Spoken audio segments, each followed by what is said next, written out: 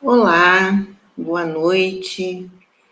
Estamos aqui novamente para realizar o programa Evangelho no Ar. Hoje nós estaremos trabalhando, finalizando o capítulo número 12, né? Amai vossos inimigos. Então, dando continuidade ao nosso trabalho que acontece nas terças-feiras, das 20 horas às 20 horas e 30.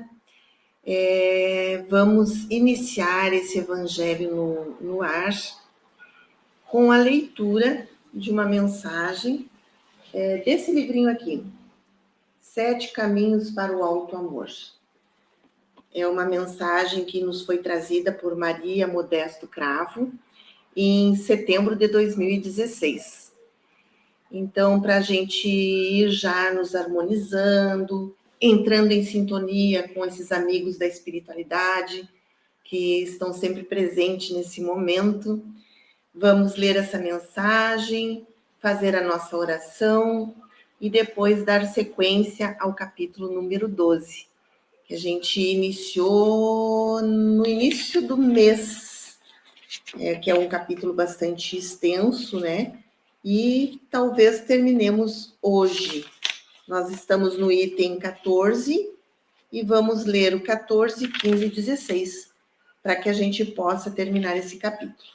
Ficando o capítulo número 13 para a semana que vem. Nós vamos trocar a data, o dia da semana do Evangelho no Ar, devido a alguns desafios aí que apareceram, compromissos que não podem ser adiados, né? Então, a gente vai transferir para quinta-feira da semana que vem, no horário das 19 horas às 19h30, tá bem? Então, vamos iniciando a nossa leitura da mensagem, para que a gente possa ir respirando, tranquilos, acalmando, esquecendo todos os atropelos do dia, e nos harmonizando com essa equipe espiritual maravilhosa que nos coordena.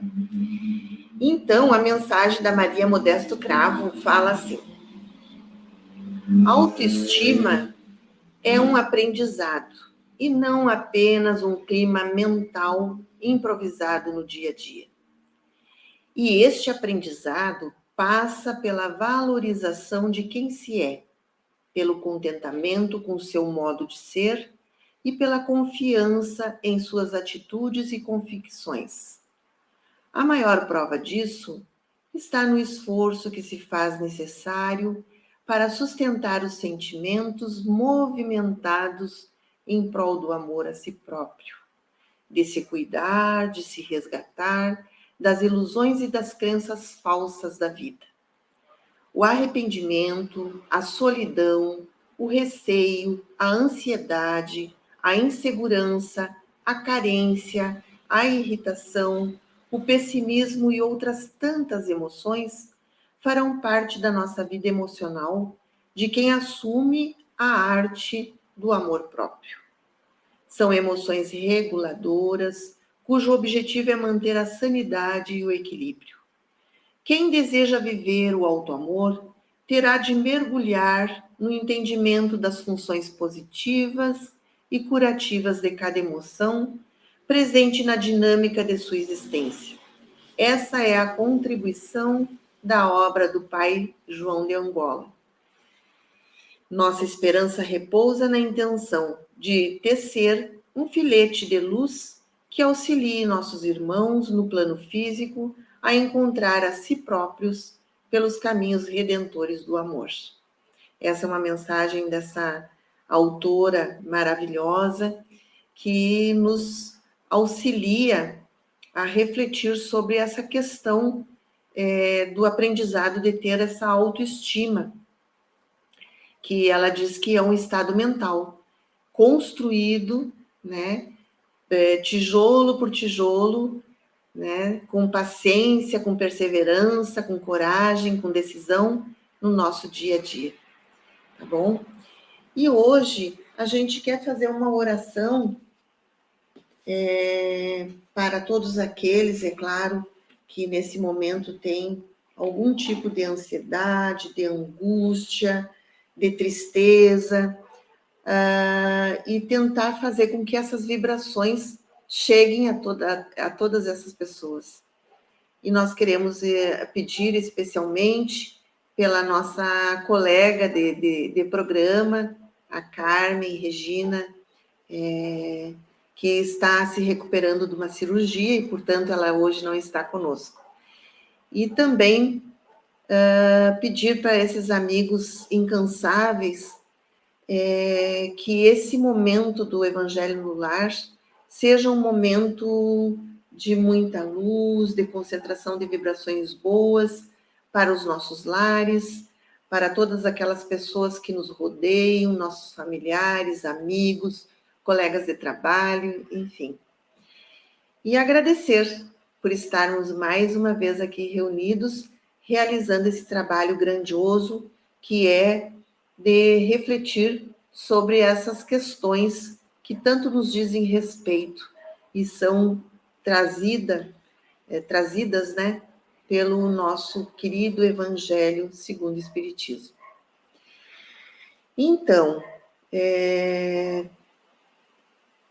iniciando o nosso estudo da noite, nós vamos começar pelo item número 14, que diz assim: que opinião terão de mim, dizei-vos frequentemente, se eu recusar a reparação que me é pedida, ou se eu não a pedir a quem me ofendeu? Loucos como vós, os homens atrasados censurar-vos-ão.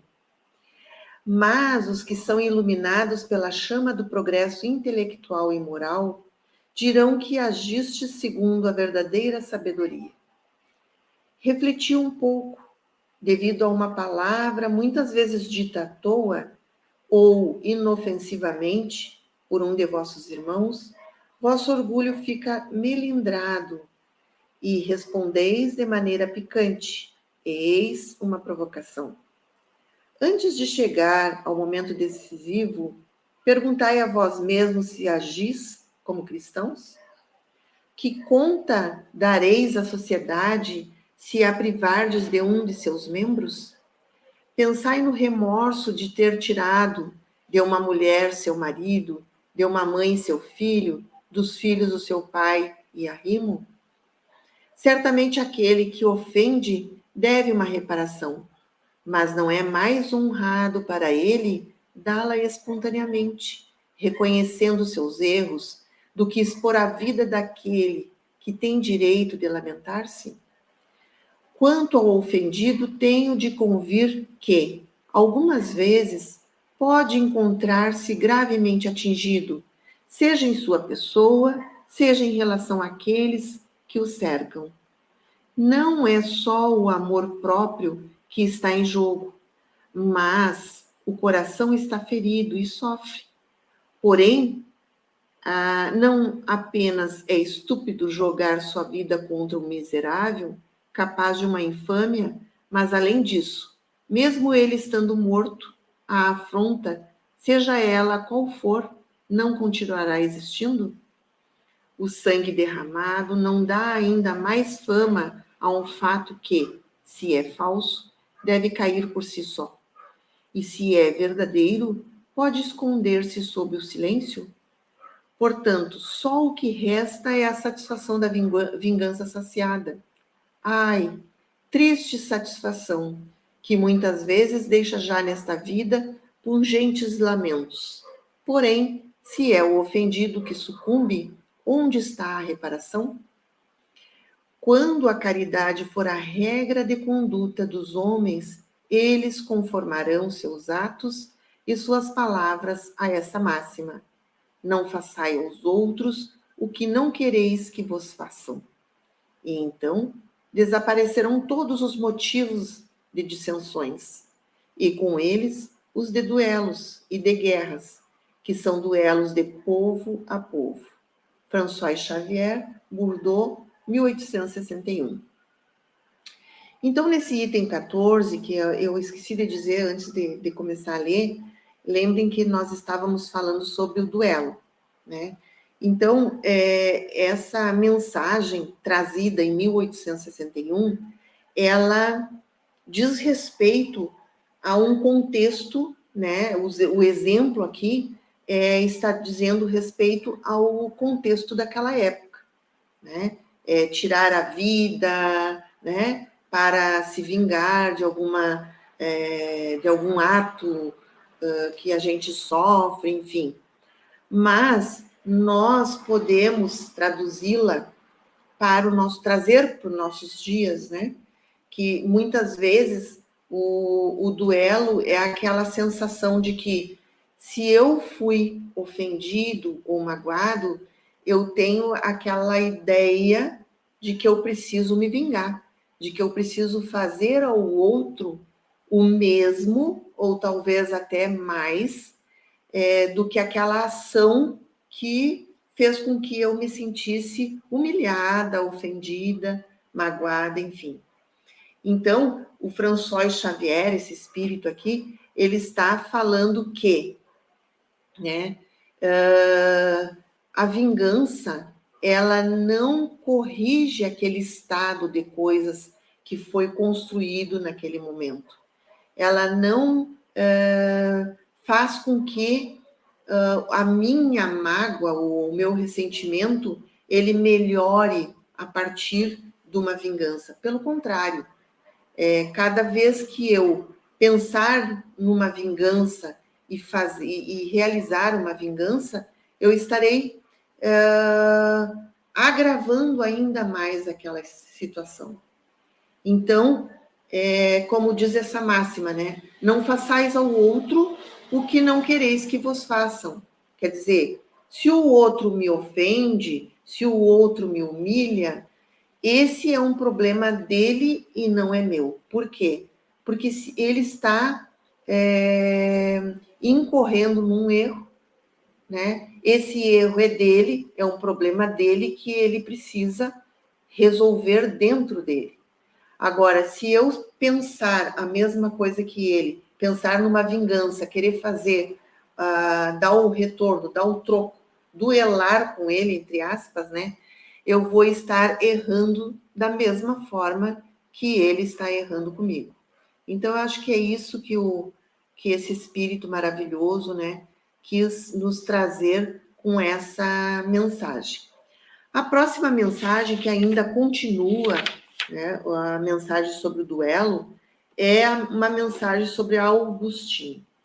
Eu quero lembrar que a gente já falou sobre isso, em cada final de capítulos, nós temos mensagens de vários espíritos, e que Allan Kardec, sabiamente, realizou, né, reuniu as mensagens que ele foi recebendo de acordo com cada tema. E aqui nós estamos estudando o tema Amai os vossos inimigos. E aí, então, ele fala, esses espíritos que a gente está, essas mensagens desses espíritos, eles estão se reportando a esse tema maior.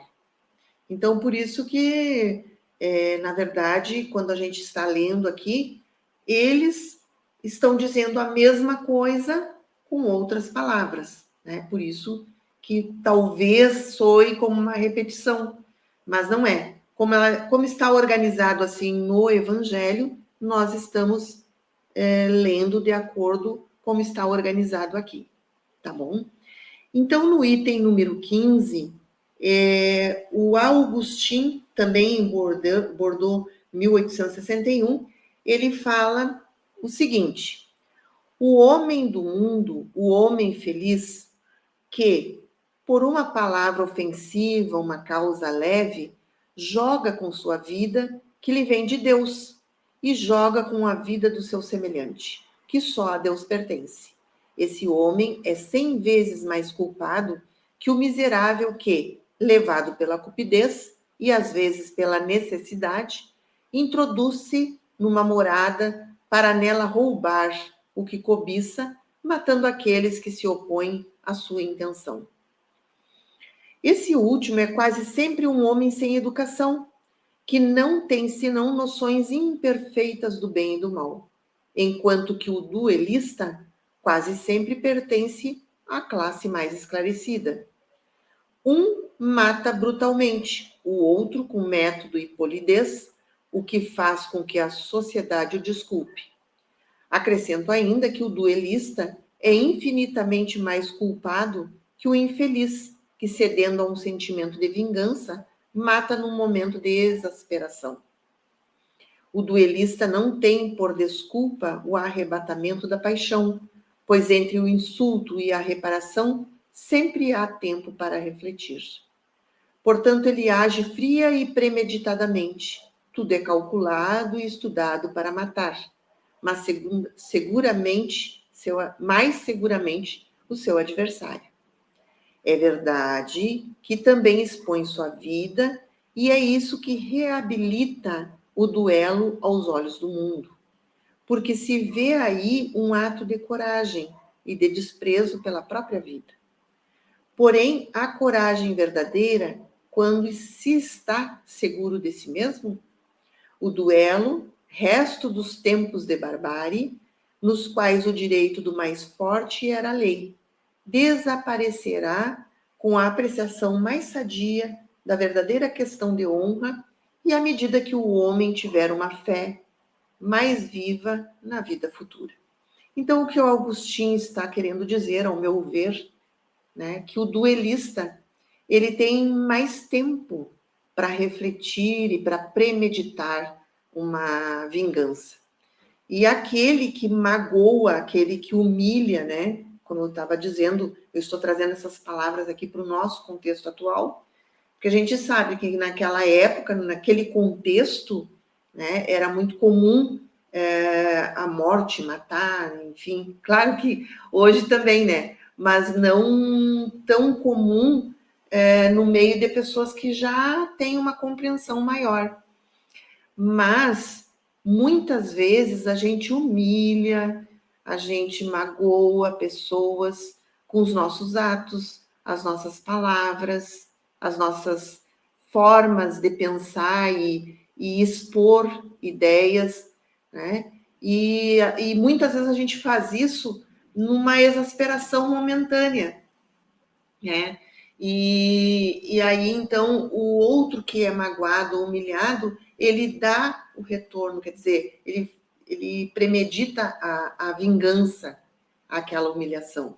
Então, o que ele deve estar dizendo aqui, no meu entendimento, né, é que aquele não tem uma noção perfeita do que está acontecendo, porque ele é num ato momentâneo que ele faz aquilo e muitas vezes até se arrepende, né? Agora, o duelista, aquele que dá o retorno para essa humilhação, não, ele tem tempo de sentir a humilhação, de pensar, de planejar, né? Planejar um duelo.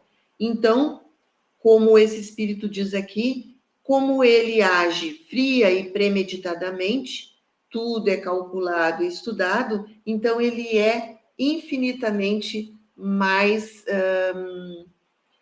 como é que eu vou te dizer assim, mais culpado, né, entre aspas, que o outro.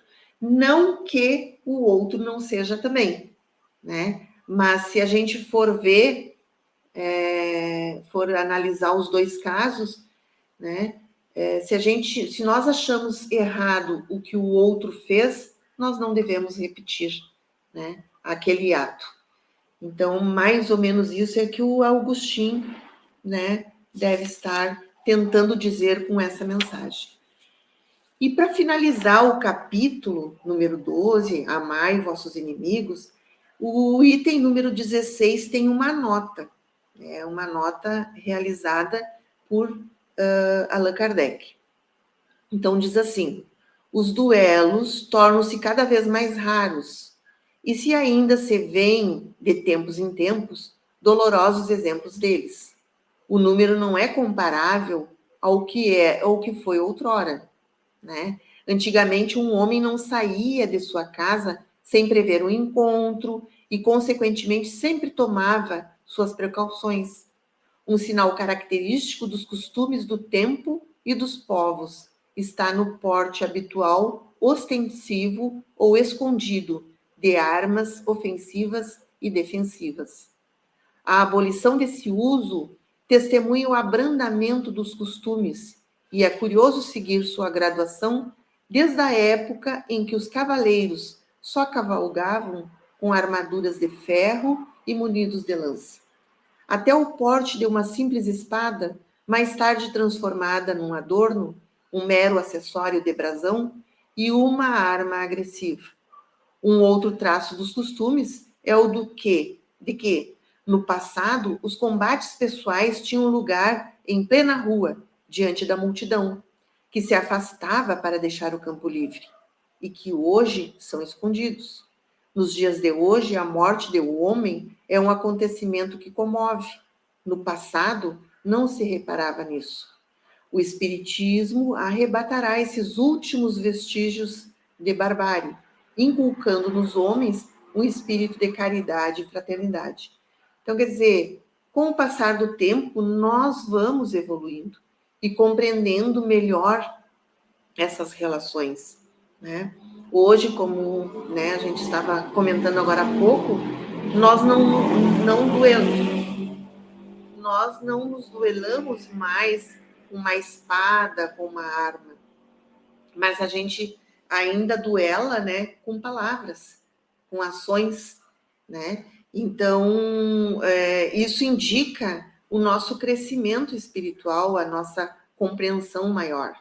E aí, aqui o que o Allan Kardec está dizendo é que o Espiritismo vai arrebatar, né, com o tempo, esses últimos vestígios de barbárie, que ainda a gente, na medida em que a gente duela com uma outra pessoa, né, discute, bate boca, como a gente fala costumeiramente, na medida em que a gente faz isso, que a gente tem aquele rompante, aquele sentimento que precisa, que ferve dentro da gente, e a gente precisa se vingar, a gente precisa dar o retorno àquela ofensa, isso ainda é um traço de barbárie que a gente vem trazendo, né, ao longo de todos os tempos, ao longo de todas as encarnações.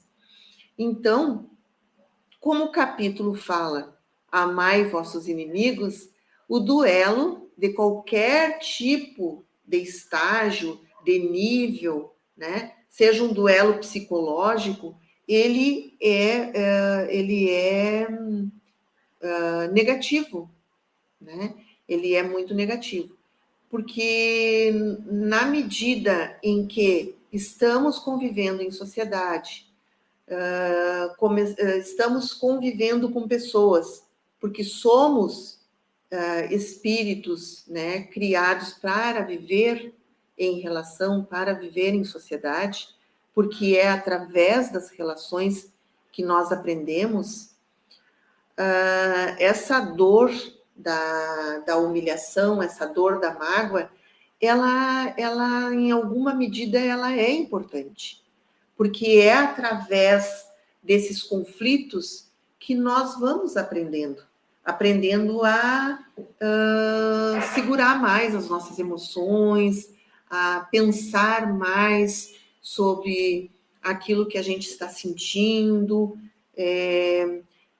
tentar usar a nossa alteridade, nos colocando também, né, com empatia no lugar do outro, pensar que o outro é uma pessoa diferente de mim, que teve uma educação diferenciada, que talvez seja um espírito que tem um nível também diferenciado de compreensão, né? Que tem os seus problemas, que tem as suas dificuldades. Se eu conseguir, num momento de conflito, pensar nisso tudo e tentar promover um diálogo, é muito melhor do que eu pensar numa vingança. E também, uma outra coisa que eu gostaria de falar aqui, que me ocorre agora, é que todo o sentimento, nós teríamos que pensar no nosso campo mental e também no nosso campo físico, porque toda a raiva, a ira, a tristeza, né, a mágoa, faz com que a nossa adrenalina seja mais, nós produzimos mais adrenalina e essa adrenalina ela começa a correr na nossa corrente sanguínea e por mais tempo do que o necessário. Claro, a gente sabe que a adrenalina ela é importante para nossa defesa, para nossa sobrevivência, mas quando ela fica por mais tempo, né, na nossa corrente sanguínea, ela se torna prejudicial. Então aí poderá ocorrer várias coisas. O meu físico é afetado por aquele sentimento de humilhação, de mágoa, por aquele sentimento de vingança. Então, quer dizer, o outro errou, né? Mas ele está com o problema do erro que ele cometeu. Agora, se eu quiser errar também com ele, né? E ficar nesse estágio por mais tempo do que é necessário, eu vou estar prejudicando o meu lado físico, o meu lado mental, né? E também o meu lado espiritual, porque a gente sabe que no momento em que a gente está com raiva, com um sentimento de vingança, a gente vai estar vibrando num patamar muito aquém daquele patamar desejado, né? E aí, com quem que a gente vai se encontrar? Com aqueles irmãos desencarnados que estão vibrando no mesmo patamar de vingança, de ódio, de tristeza, de remorso, enfim. E aí, esses irmãozinhos, né, que estão equivocados, e naquele momento a gente também está equivocado, né? Nós entramos em sintonia com eles e eles vão fazer o quê? Eles vão estimular ainda mais aquele meu sentimento. Eles vão estimular ainda mais aquele pensamento de vingança, né, de retorno daquela ação. Então, o que esses espíritos estão dizendo aqui, né, esses amigos que nos trazem essas mensagens, que a gente vem trabalhando o duelo desde a semana passada, em outras palavras, é isso, que nós somos muito prejudicados no momento em que a gente não para pensar naquele momento ali, naquele conflito, e tentar usar, como eu disse, da nossa alteridade, da empatia, e tentar amenizar aquela situação. Porque a gente sabe que essas situações ocorrem sempre no nosso dia a dia, nas nossas relações, e que a gente não pode estar a todo momento cultivando essa espécie de sentimento e de pensamento, né? Então, como eu sempre digo, né, o primeiro prejudicado sou eu mesmo, quando eu fico martelando naquela situação ali que foi indesejada por todos nós, né? E muitas vezes aquela pessoa que nos que nos ofende, enfim, ela também vai pensar um pouco mais depois, com calma, muitas vezes também vai se arrepender. Então é preciso que a gente faça a ponta, né? De amenizar aquela situação toda. Tá bom? Então, gente, terminamos o capítulo Amai vossos inimigos. E na semana que vem estaremos aqui novamente trabalhando o capítulo número 13, que é que vossa mão esquerda não saiba o que dá a vossa mão direita.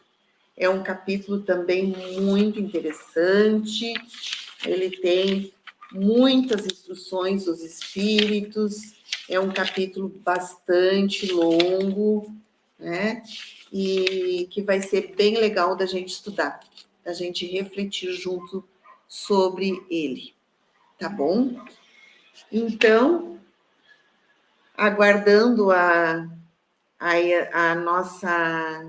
o nosso evangelho da semana que vem, nós podemos ir, né, durante essa semana, pensando nessa questão dos duelos, dos conflitos, né, do nosso dia a dia e vendo de que forma a gente tem agido sobre isso no nosso dia a dia, né, nas nossas relações. Como que a gente tem reagido? Né? Estamos reagindo positivamente ou estamos reagindo negativamente? Né? É bem importante isso aí, tá bom?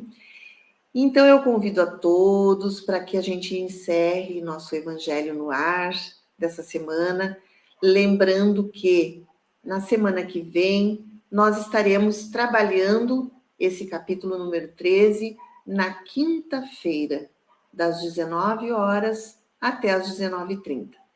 Como eu disse no início, foi necessário trocar esse dia devido a alguns compromissos que nós precisamos assumir aí, tá bom? Então, vamos agradecer a essa equipe que nos coordena, que nos auxilia nas nossas reflexões, que as vibrações que foram reunidas nesse momento aqui, durante as nossas discussões, nosso estudo, que elas possam ser levadas a todos os lugares onde houver dor, aonde houver desequilíbrio, equívocos, conflitos, e que as pessoas envolvidas possam ser tocadas no coração e possam utilizar o seu bom senso, a sua paciência, persistência no bem. Agradecendo a essa equipe maravilhosa, nós encerramos o Evangelho no Ar. Muito obrigada a todos e uma boa noite. Que assim seja, né?